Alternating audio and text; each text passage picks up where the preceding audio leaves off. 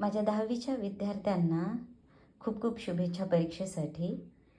तर हा व्हिडिओ टाकण्याचा उद्देश हा आहे, ज्यांना कोणाला परीक्षेची भीती वाटत असेल आणि आपण कसं पास व्हावं हा प्रश्न निर्माण होत असेल, तर त्यांनी एकदा हा जो क्वेश्चन फॉर्मॅट आहे त्याच्याकडे लक्ष द्यावं. बघा, एकूण किती सेक्शन आहेत? 6 सेक्शन आहेत. Section 1, section 2, section 3, section 4, section 5 आणि सेक्शन 6. तर सेक्शन 1मध्ये आता काय करायचं आहे आपल्याला? प्रत्येक सेक्शनमध्ये आपण कोणत्या पद्धतीने प्रश्नांची उत्तरं लिहू शकतो तर आपल्याला पास होता येईल, पासिंगपुरते मार्क घेता येतील, हा उद्देश आपण इथे ठेवणार आहेत. तर घाबरून जाण्याची गरज नाही आहे.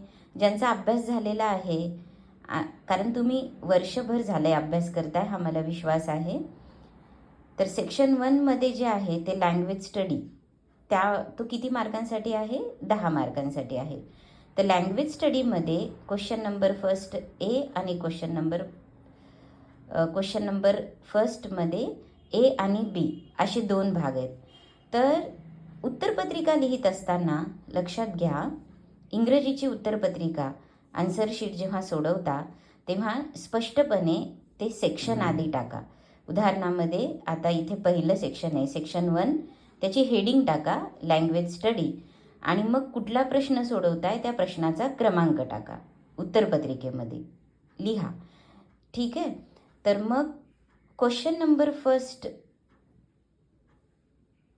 मध्ये ए आणि बी मध्ये कोणत्या स्वरूपाचे प्रश्न येतात? त्यामध्ये पण 2 खूप सोपे प्रश्न येतात. कॉपी द सेंटेन्स हा एक येतो, अल्फाबेटिकल ऑर्डर हा एक येतो. त्यामुळे हे जे 10 मार्क आहेत ते खूप महत्त्वाचे आहेत तुम्हाला, जे तुम्हाला जास्तीत जास्त मार्क मिळवून देतील.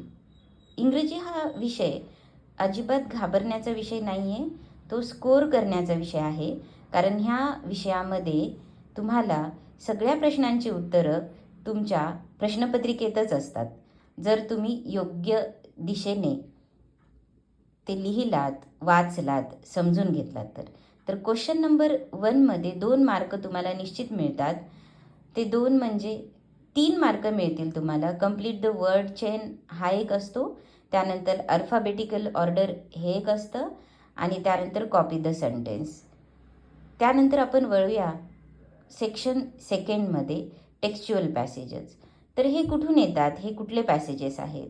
तर ह्या पॅसेजेसमध्ये तुम्हाला तुमच्या पुस्तकामध्ये जे धडे आहेत, जे लेसन्स आहेत, त्याच्यावर आधारित पॅसेज येतात आणि त्याच्यावर आधारित 10 मार्कांचे, 10 आणि 10 असे 20 मार्कांचे 2 पॅसेज येतात. तर त्या पॅसेजमध्ये कोणत्या स्वरूपाचे प्रश्न असतात? त्या पॅसेजमध्ये मॅच द फॉलोइंग, त्यानंतर ट्रू आणि false, fill in the blanks अशा प्रकारचे प्रश्न असतात. Write it in your own words. मग इथेही तुम्ही व्यवस्थित जर तो पूर्ण पॅसेज आधी पूर्ण वाचून घ्यायचा, जो टेक्स्च्युअल पॅसेज दिलेला आहे, आणि त्यानंतर वाचल्यानंतर त्याप्रमाणे प्रश्न सोडवायचे. तर नंतर आहे सेक्शन 3 पोएट्री. तर सेक्शन 3 पोएट्रीमध्ये question number 3 A poem for comprehension आणि क्वेश्चन नंबर बी. तर आता इथं सर्वांनी विद्यार्थ्यांनो तुम्ही क्वेश्चन नंबर बी जो आहे पोयम फॉर ॲप्रिसिएशन, तर इथं हा 5 मार्कांचा प्रश्न येतो, ज्याच्यामध्ये तुम्हाला ॲप्रिसिएशन ऑफ द पोयम लिहायचं असतं. काय करायचं असतं ॲप्रिसिएशन ऑफ द पोयममध्ये? तर तुम्हाला title of the poem, name of the poet, त्यानंतर फिगर ऑफ स्पीच असतं, त्यानंतर त्याच्यामध्ये रायमिंग स्कीम कोणती आहे किंवा रायमिंग वर्ड्स कोणते आहेत हे दिलेलं असतं. तर रायमिंग स्कीम आपण कशी अभ्यासायची हे तुम्हाला आपण वर्गामध्ये वारंवार सांगितलेलं आहे, ते पुन्हा एकदा रिव्हिजन करा त्या नोट्सचं. त्यानंतर थीम ऑफ द पोयम, म्हणजे नेमकं ह्या कवितेमध्ये काय सांगितलेलं आहे तुमच्या भाषेमध्ये, तिथं 2 ते 3 ओळीमध्ये लिहायचे. तर हे 5 मार्क आणि तुमच्या सेक्शन फर्स्टमधले 10 असे 15 मार्क तुमच्या हातचे आहेत. आता वळूया आपण सेक्शन नंबर 4कडे. Question number 4, section number 4, non textual passage comprehension 10 मार्कांसाठी आणि summary of the same passage. आता इथं सुद्धा तुम्हाला जी समरी दिलेली आहे बघा, त्या पॅसेजची समरी लिहा असं दिलेलं आहे. त्याच्यामध्ये काय करायचं आहे तुम्हाला, वरती जो पॅसेज दिलेला आहे ती तुमच्या शब्दामध्ये तुम्हाला त्या पॅसेजमध्ये काय लिहिलेलं आहे याची समरी तुम्हाला लिहायची आहे. आणि तो पॅसेज खूप सोपा असतो. त्याच्यासाठी जर तुम्ही फक्त हेडिंग द्यायचं आहे आधी, समरी ऑफ द पॅसेज, ठीक आहे, सेक्शन नंबर 4मध्ये, आणि तो 5 मार्कांसाठी आहे प्रश्न. क्वेश्चन नंबर 4A तुमचा सोडवून झाल्यानंतर क्वेश्चन नंबर 4B सोडवत असताना हेडिंग द्यायची आहे समरी ऑफ द पॅसेज, आणि तो आहे 5 मार्कांसाठी. तर आता एकूण किती मार्क झाले? सेक्शन फर्स्टमध्ये लँग्वेज स्टडीचे 5 मार्क, तसा तो 10 मार्कांसाठी आहे. पण आपण असं समजून चालूया की ज्यांना अगदीच इंग्रजी हा विषय अवघड वाटतो त्या विद्यार्थ्यांसाठी हा व्हिडिओ आहे खास करून. आणि कशा पद्धतीने तुम्ही प्रश्नपत्रिकेचं ॲनालिसिस करू शकता आणि निश्चितच तुम्ही खूप छान पद्धतीने चांगल्या मार्काने पास होऊ शकता, हा उद्देश आहे इथे. तर लक्षात घ्या, सेक्शन फर्स्टमध्ये 5 मार्क, सेकंडमध्ये तुम्हाला पॅसेज दिलेला असतो त्याचे काही मार्क तुमच्या अंडरस्टँडिंगनुसार. सेक्शन 3 पोएट्रीमध्ये poem for appreciation of the पोयमचे 5 मार्क. त्यानंतर summary of the non textual पॅसेजचे 5 मार्क, असे 15 मार्क होतात. त्यानंतर येतो सर्वात महत्त्वाचा घटक, तो म्हणजे सेक्शन 5. त्यामध्ये क्वेश्चन नंबर फर्स्ट ए जे आहे ते लेटर, फॉर्मल आणि इनफॉर्मल लेटर. किती मार्कांसाठी आहे ते? 5 मार्कांसाठी. यामध्ये इनफॉर्मल लेटर हे लिहिण्यासाठी अत्यंत सोपं असतं. तुम्हाला तिथेच पत्ता दिलेला असतो, ॲड्रेस असतं प्रश्नपत्रिकेमध्ये. तुम्ही त्या प्रश्नपत्रिकेमध्ये जाऊन त्या प्रश्नामध्ये बघायचं आणि व्यवस्थित रीतीने ते प्रश्न तुम्हाला तो प्रश्न वाचल्यानंतर समजून घ्यायचं की त्याच्यात पत्ता कुठला आहे, ॲड्रेस कुठला आहे, त्याची जागा कुठे आहे. त्या पद्धतीने इनफॉर्मल लेटर तुम्हाला सोडवायचं आहे. एकदा तुम्ही त्याचा पुन्हा डिटेलमध्ये अभ्यास करून घ्या अनौपचारिक पत्राचा. आणि त्यानंतर त्याला आहे डायलॉग रायटिंग. हा पण प्रश्न खूप सोपा असतो. तिथे डायलॉग रायटिंगमध्ये काय असतात, 3 प्रकारचे प्रश्न असतात.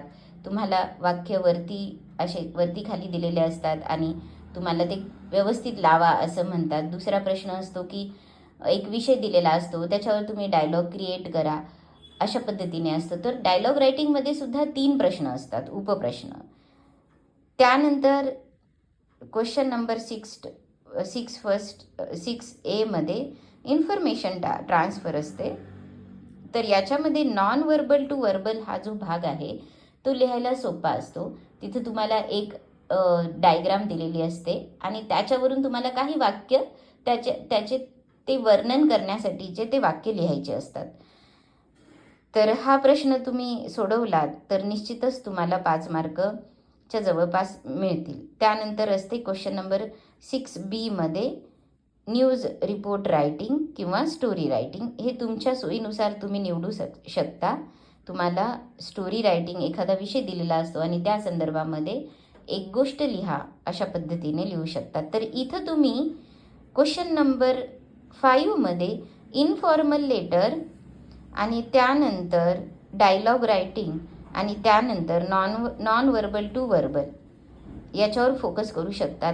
त्यातही तुम्ही इनफॉर्मल लेटरवर जास्तीत जास्त फोकस करावा. ज्यांना अवघड जातं इंग्रजी हा विषय त्यांनी. त्यानंतर सेक्शन 6 आहे स्किल डेव्हलपमेंट. त्याच्यामध्ये ट्रान्सलेशन आहे.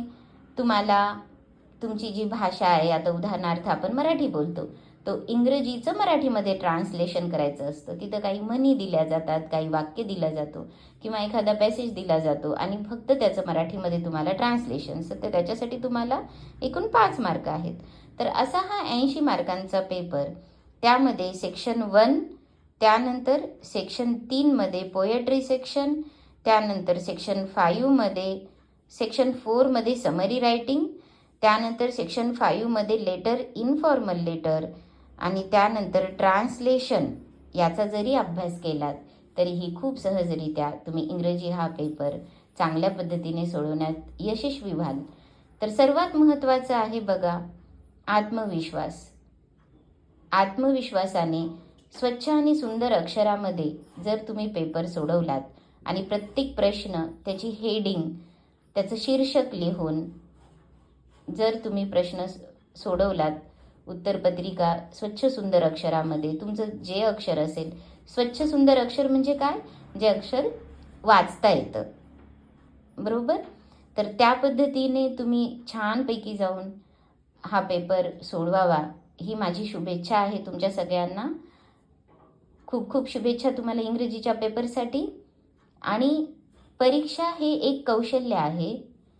व्यवस्थित जर तुम्ही चांगल्या पद्धतीने जर पेपर लिहिलात आणि मी सांगितल्या पद्धतीने तुम्ही जर तयारी केलीत तर निश्चितच तुम्हाला पास होण्यापासून, इंग्रजी हा विषय स्कोर करण्याचा विषय आहे, तरीही हा व्हिडिओ त्या विद्यार्थ्यांसाठी आहे ज्यांना इंग्रजीची भीती आहे, इंग्रजी या विषयाची. तर इंग्रजी या विषयाची भीती बाळगण्याची काही आवश्यकता नाही आहे, कारण वर्षभर तुम्ही इंग्रजी हा अभ्यासलेला आहे. त्या पद्धतीने फक्त तुम्हाला आता तो व्यवस्थितपणे उत्तरपत्रिकेमध्ये तो विषय मांडायचा आहे. खूप खूप शुभेच्छा तुम्हाला पुन्हा एकदा सगळ्यांना इंग्रजी या विषयासाठी. धन्यवाद.